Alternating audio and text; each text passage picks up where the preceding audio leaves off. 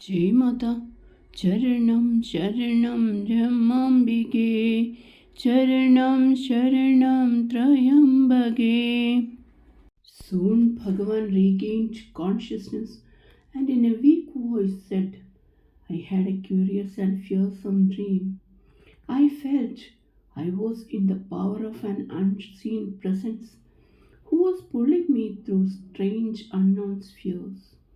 But all of a sudden, I became conscious and found myself here near you. Mother, in soothing words, told him he had high fever which had brought on dreams. He was not to worry, as the fever had come back to normal. He fell asleep peacefully and soon came back to his normal health. Mother, in her natural humility, never spoke of the mighty experiences that came to her, but her father asked her later to relate them to her disciples. Concepts like dharma and padivratya, he said, are all too often just nebulous words for people. It is the experience of dharmic principle that brings understanding and acceptance. Once, while talking to her women disciples about the power of Pativratya, she revealed her experience. Pativrata Dharma is a great force to purify home and society, nay, even the world. A true Pativrata wields powers of such magnitude that she can rekindle life when it is extinct. It is yogic power, the manifestation of consciousness, Shakti. Where dharma is practiced, their dharma protects. For a Pativrata, there is no fear. Hearing these words, I thought truly death is a spectre that instills fear in every heart. Yet, in our religion and philosophy, death is viewed not as a tool of vengeance, but as one who brings to a natural conclusion the life on earth, and as one who is the repository of truth and justice. Thinking thus, I was startled to hear Mother continue.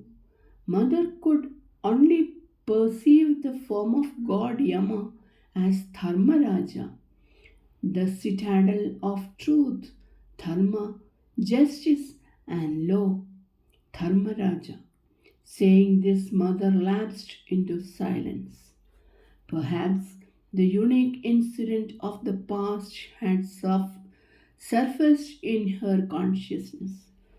In such moments, we, who are submerged in ignorance, desires, and attachments, felt the aura of power almost forcibly raising us from the morass. The force of her dharma stole into our hearts, stilled our minds, and opened a lighted pathway to undreamt of heights.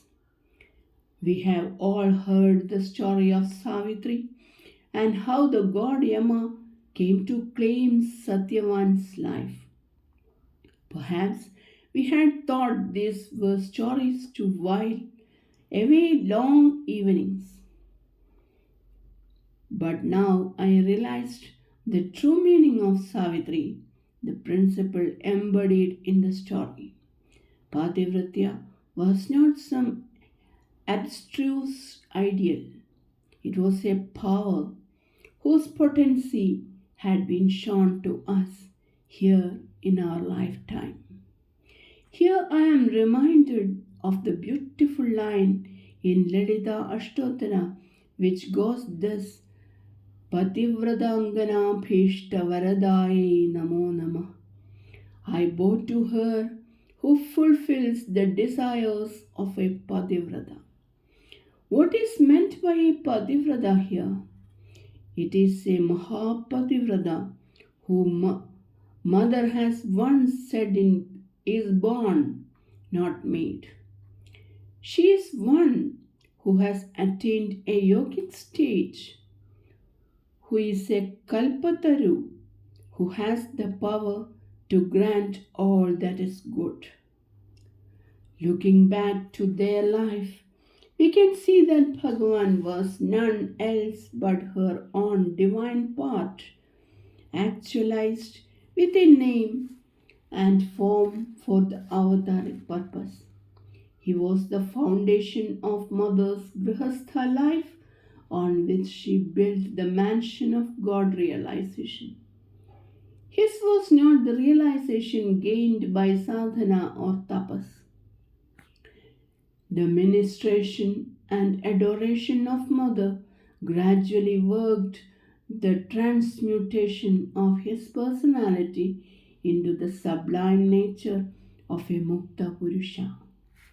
His was an experience of uninterrupted communion with the divine, and truths of Mother's divinity flashed in his mind in mystic ways. In the contentment of surrender, he became as guileless as a child and sought refuge in Mother, knowing her true nature. His gentle countenance lighted up with fatherly love towards all who approached him. The days that I spent in Tellicherry evoke in my heart even now poignant memories of the love and care Bhagavan bestowed on me. Like an echo of Mother's love, he would inquire about my health, which was poor then, and see that I took proper food. If the quantity I took was small, he would ask solicitously if the taste was not to my liking. There was a long veranda in front of the house, facing the Tulasi Mount, and his favorite resting place was a sofa there. Usually he was silent, in communion with Mother. If devotees approached him, he greeted them with folded palms, a picture of humility, his very gaze a benediction. But at times, knowing my eagerness to know of Mother's early life, he would relate small incidents. From the very beginning of their marital life, experiences in varying intensity had come to him of her divine nature. With tears in his eyes, he often said softly that Mother had come into his life as his wife, but the great revelation had come to him that she was his eternal Mother. Some incidents that he related come to my mind, giving different angles in the picture of their lives together. Once it happened that Bhagwan had promised to give some money to a man in dire need. The man came at the appointed time, but Bhagwan found that he did not have the needed sum. He was a man of his word and was in a dilemma. Bhagwan knew how badly the money was needed. As he stood worried and perturbed, Mother suddenly came to the room. She immediately sensed his worry and gently inquired about the cause of his dilemma. He told her, and for a few seconds she was silent. Then, with a sweet smile, she said that the money was there in his locked almirah. Unbelievingly, Bhagavan fumbled with the keys and opened it. Great was his surprise and relief to find the exact amount in the cupboard. As Bhagavan related this incident, he said that Mother fulfilled his every single wish and protected him at all times. What happened was not a miracle as such, but her divine dharma, transcending even the laws of nature to come to the aid of her husband. Bhagavan said he had many small but significant revelations during those early days. It was work all the time for mother. In the evenings, after the housework was over, she drew pots of water from the well to water all the shrubs in the garden which she loved. Her mind merged in the music of Ramnam. There was a small champaka plant in the garden which had withered and died, and only a few broken brown branches remained. Bhagavan related how he used to watch in amusement, mother watering it daily with loving care. Days went on in the seemingly meaningless task. One day, Bhagavan was astounded to see green shoots springing up from the withered plant. In a few days, the plant was covered with the sweet smelling flowers. Suddenly, as though a veil had been pushed aside, Bhagavan saw the mother's hands as not human but divine, bestowing life where there was none. Bhagavan was a connoisseur of classical music. He could listen to such music for hours on end. Mother had a lovely melodious voice and sang bhajans beautifully. Hearing her, he had a desire that she should learn classical music. So he engaged a teacher for her. Though she was taught the rudiments of classical music, it was of no avail. The higher forms like raga and alap eluded her. However much she tried, much to Bhagavan's disappointment. Seeing this, mother felt keenly that she had not been able to give that happiness to Bhagavan. As she sat for meditation that day, without any volition of her part, softly, melodiously, the raga todi with intricate swaras and alabanas flowed out from her throat. Bhagavan was sitting downstairs when the notes of the music reached him. Todi was his favorite raga, and he was overwhelmed with joy and wonder. Yet another day, Bhagavan was resting as usual after lunch. Suddenly, a noise startled him awake. He went out to the veranda and found big stones being hurled on the house. The servants rushed out and found that some people who had a grudge against Bhagavan were doing this with the help of some antisocial elements. If this had happened in earlier times, Bhagavan with his temper would have rushed out with angry words, come what may. But now he was a different being. He was calm but perturbed, not knowing how to stop this. Suddenly, Rama, who was in the prayer room upstairs, came down and led him gently inside. She reassured him with loving words. Sitting near him, she became absorbed in meditation. The sound of the falling stones continued. A few minutes passed as if some unseen hands had intervened. The rain of stones stopped as suddenly as it had begun. Rama continued in serene absorption. We repeated this event to mother, thinking of it as a miracle of her power. But she explained to us that it was the miracle of the power of prayer. And what sort of a prayer was it? At times of such enmity, she said, you must remember that in your enemies too there resides the self same Atman.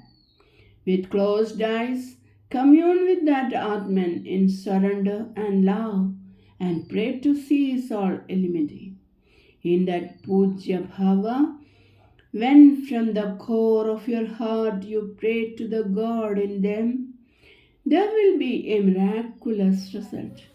The prayer has to rise with absolute faith and reverence from your innermost self. Mother added that in Grihasthashrama, in the midst of conflicting circumstances, the power of such prayer is invincible, for there comes the answering grace of God. Though in the beginning prayer starts with pleas for results, in the higher states of sadhana, prayer is desireless and culminates in blissful intimacy of communion with the divine. Any prayer or sankalpa rising from such hearts will be for others' benefaction and that will be fulfilled. The power of prayer is the very foundation of sadhana. In diverse circumstances in Grihasthashrama, where doubts and despair abound, the marvelous influence of prayer in varied ways does remove all opposite forces. When your life itself becomes a prayer to God, it brings strength and equipoise in the stormy sea of samsara. As long as the duality, the worshipper and the worshipped, is there, prayer is essential. In sadhana, prayer opens the door to the inner path. The mind becomes luminous with vairagya and viveka and finally attains the realms of anusandhana. During the years of the Second World War, Bhagavan said rice was very scarce, but the flow of devotees and guests remained unabated. He used to often worry whether they would run out of rice. Yet his principles prevented him from buying rice in the black market. However, he said smilingly, the big jar in the kitchen from which mother would measure out the rice daily always remained full of rice. Many were the divine experiences granted to Bhagwan, of which one that happened towards the end of mother's sadhana is most wonderful. It was her habit that to sit for meditation in the night in the corner of the bedroom. She would be absorbed in meditation throughout the night. One night, for no apparent reason, Bhagavan came awake and found the room bathed in an unearthly blue light. When he looked towards the corner where mother sat, to his wonder it was not mother he saw, but the radiant form of Sri Krishna seated in Padmasana, merged in beatific contemplation. In the heavenly splendor of celestial ornaments and the yellow Pidambara, the form was Krishna's, but the beautiful face was Mother's, shining with a purely blue luster. An intoxicating heavenly fragrance pervaded the room. Trembling with ecstasy, Bhagavan lost consciousness of his body. It was hours later that he came back to body consciousness, and then, when he looked, he saw Mother, as usual, engrossed in meditation. This experience erased any vestige of questioning from his mind. The last veil was lifted. The realization of her infinitude was granted, never to leave him again. As time went by, Bhagavan began to live in Mother alone, to love her as his chosen deity.